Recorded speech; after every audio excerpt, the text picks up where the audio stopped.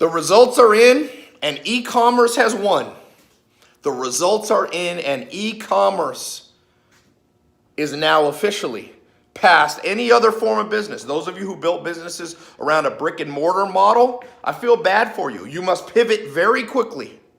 Jeff Bezos made a bet in 1994 that people want to buy things without having to go somewhere. By the way, that's the simplest definition of e-commerce, where the store comes to you. So you can sell a physical product, you can sell a virtual product. What makes it e-commerce versus brick and mortar is where the customer has to go to buy. If you want a college education, for most colleges, you have to drive to campus. Well, not anymore. The world has changed, and no matter what happens with this current pandemic, I think the inflection point has happened.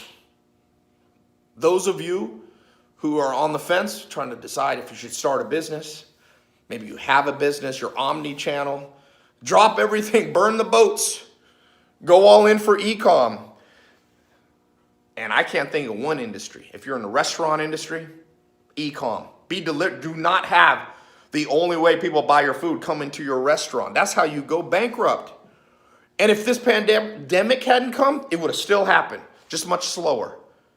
And I have empathy. I'm not saying let's not, I've been telling people for 10 years that you should bet, that the writing on the wall is that you should bet on e-com.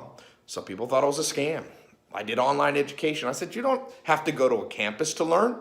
The education can come to you right on your phone. And people say, that's a scam. But I remembered what my second mentor, Alan Nation, told me. He said, Ty, if you have a business idea and you tell other people and they think it's a good idea, you're too late. All wealth is created by catching trends when the masses still think that it's an anomaly, that something's wrong with them. When Jeff Bezos started Amazon in 1994, it grew, and then people started laughing at him. The tech bubble burst in the early 2000s, and people said, see, I told you this guy was an idiot. Who wants to buy books and food and clothing online? People always want to go to store. They want to try it on. They want to feel the vegetable in their hand.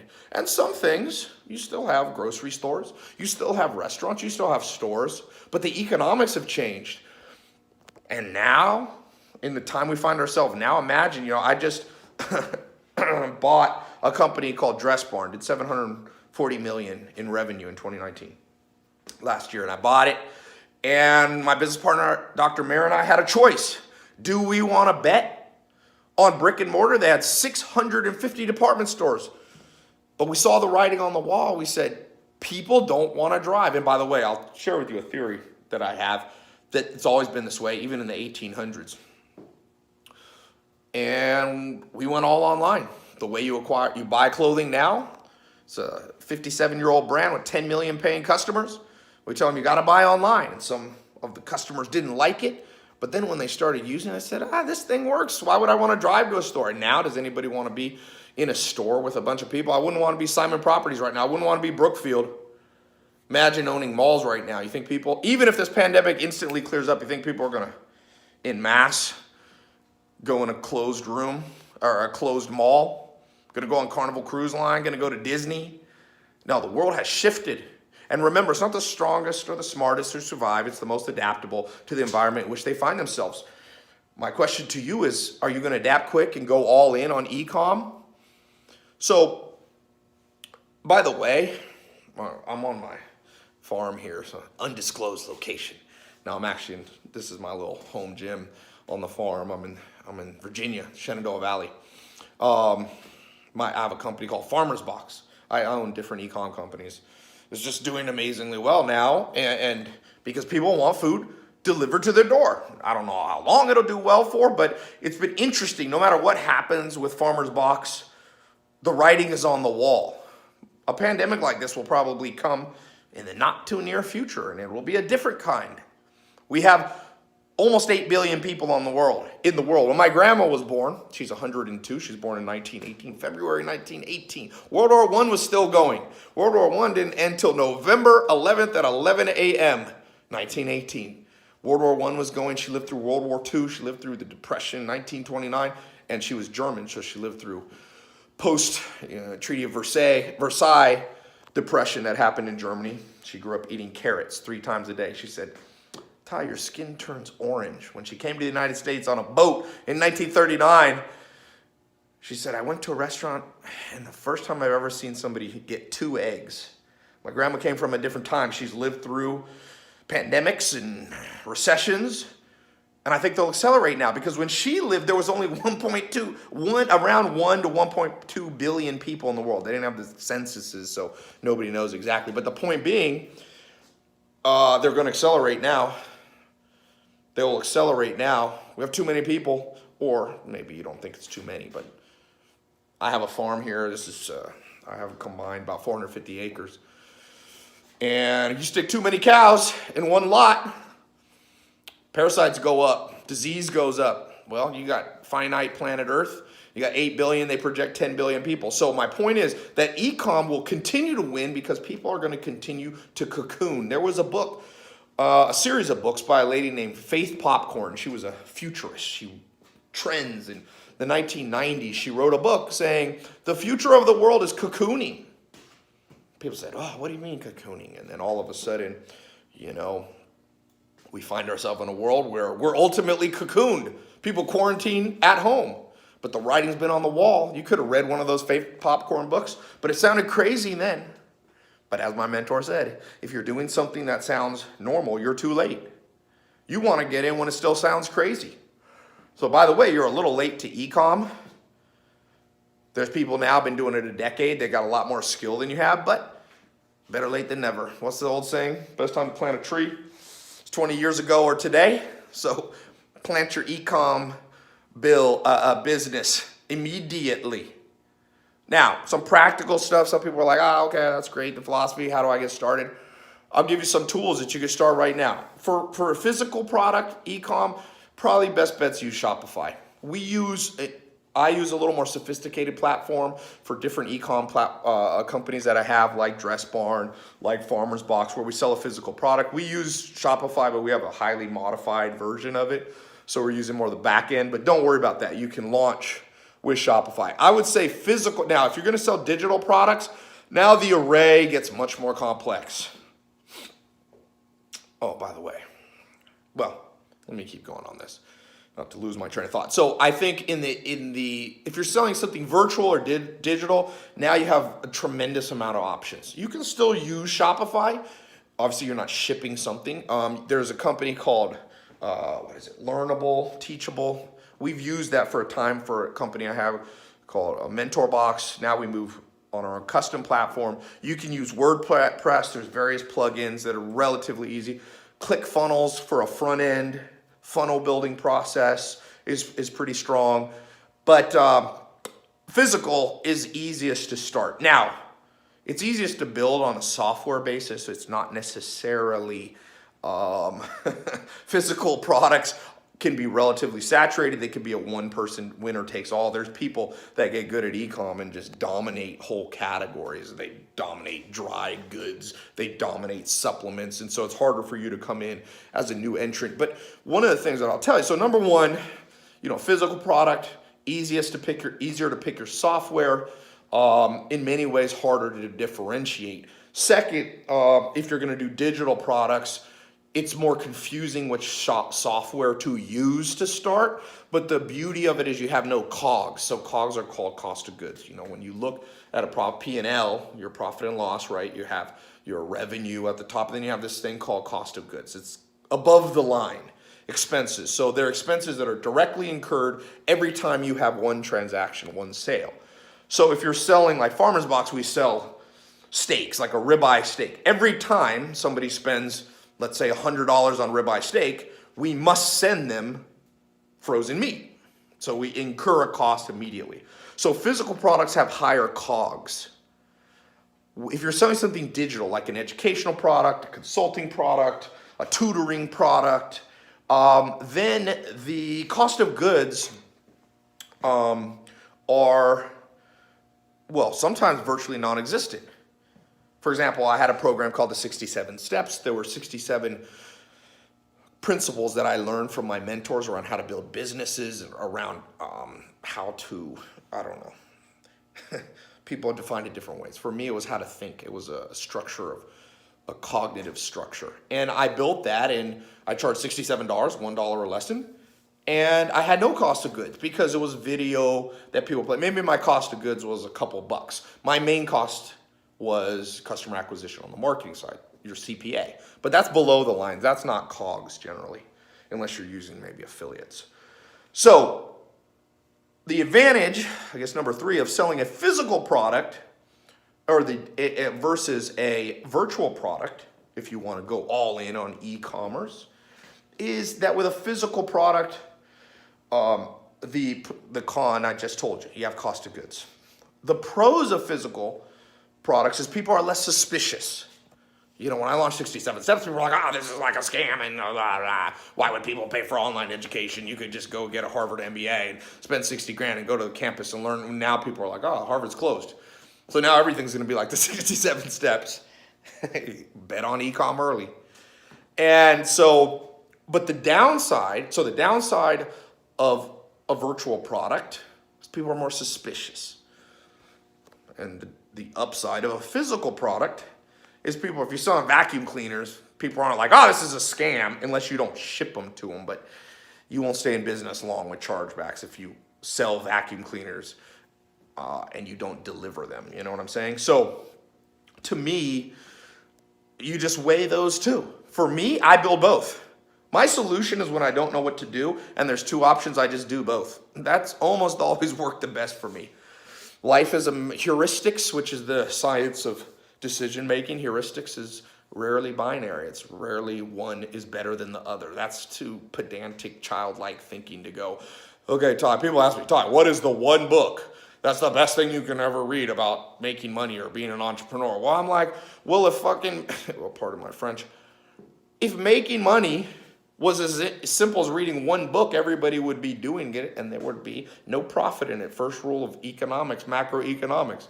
No profit exists in the long term because new entrants enter into the game and competition goes up and margins shrink. So, yeah, I guess what I'm trying to say is if you're not sure what to do, physical product or virtual product, flip a coin, start with one, and then roll the other one out after 6 to 12 months of stabilizing the first one. Do both.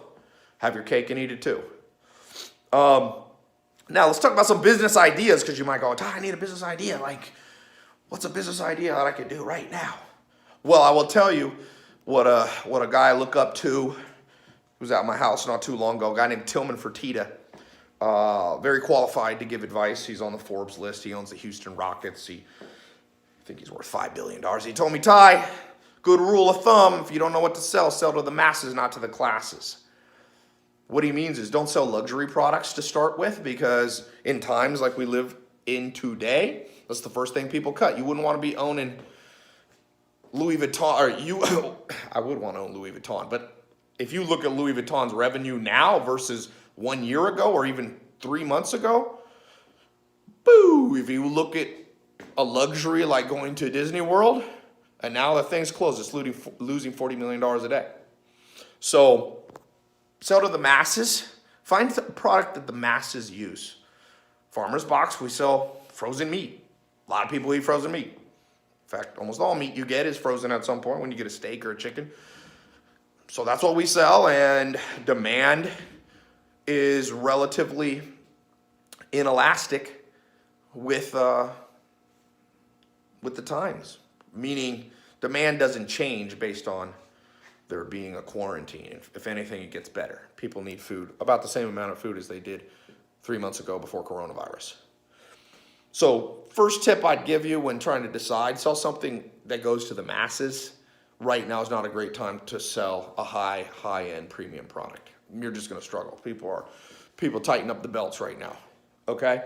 The second thing I would do, you want to sell something that you have a personal story around. In the world of personal branding and social media, it's like Kylie Jenner became the youngest billionaire because she sold makeup because she wore it all the time before she even thought of starting Kylie's, Kylie Cosmetics. She was putting on makeup. And she had a story around it, and she could say, hey, I used to try to put on lipstick, and this color sucked, and I didn't like how it made me look, so I started getting people to design my own. And by the way, if you want to wear the same makeup that I have. So you need the stories. Stories sell. Stories are persuasive. Stories go viral. There's a good book called Contagious. I think it's by Noah Berger. And, one of the things is stories go viral. So when you're trying to pick what e-commerce product you should build, ask yourself, what can I tell? Any sort of story. Maybe you were sick at some point and you took various supplements and you feel like that helped you. Don't make too many claims or the FDA will get mad at you and the FTC. But that's an example of things that work. Farmer's Box, I owned farms before I built Farmer's Box so I could grow food for myself. Organic, know where it came from. And then I had too big of a farm and I was like, I can't eat all this food. And so I started giving away to my friends. And then my friends, it was too much for them. So I said, well, I'm going to put it on my website to my followers. So a story led to a product. And the best businesses are often built around stories. Even think about Elon Musk. Like, he has this story where he believes that at some point, planet Earth, we will either blow ourselves off of it or whatever critical moment comes and we need to be on Mars or we need to be exploring space. So he's built this business around this core belief that he can tell a story around, and it's very convincing. And he does the same thing with Tesla and the same thing with Solar City. Great businesses are built around a core story that is personal to you, especially now, even more so. Jim Watson built IBM in the 60s or 70s in a different time, a time of the rise of corporations, and this was less important. But this is important for you today, that you build more and more about stories. And lastly, in terms of some ideas, let's just brainstorm some. What could you do? Let's start with the physical product side. Okay, we don't want to sell to the masses, not the classes. Personal story. It's hard for me to know your personal story, but I'll just invent some. Build a company that's all around selling lentils. Maybe you're vegan. Lentils, high protein. Tell a story. Maybe you went to the Middle East and I think lentils came from, the Nile River or Valley or maybe Iraq or Iran. And you're like, maybe you were in the military. You're a veteran. You're like, when I was in Iraq and Iran, I started eating a lot of lentils in local cafes. And I realized that lentils have all these health benefits. And so now I've built thelentilstore.com. And it's full of every variety of lentils. It's got videos. It's got recipes of me cooking it. And here you go. Here's my story. Here's my family. I feed this to my kids.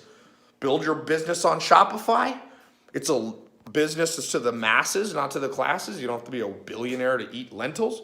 And there you go, a simple niche business. By the way, I recommend for beginners, start with niche. If you've never built a business that's done over 10 million gross revenue annual, start niche. If you've already done 10 million gross revenue, do not do niche, go broad. But this video is for beginners, not more advanced. What's another example? You want to do a service side. So you're not building a Shopify site. You're building a ClickFunnels or a Kajabi or a WordPress or I can't remember if it's Learnable, Teachable, one of those. Here's one.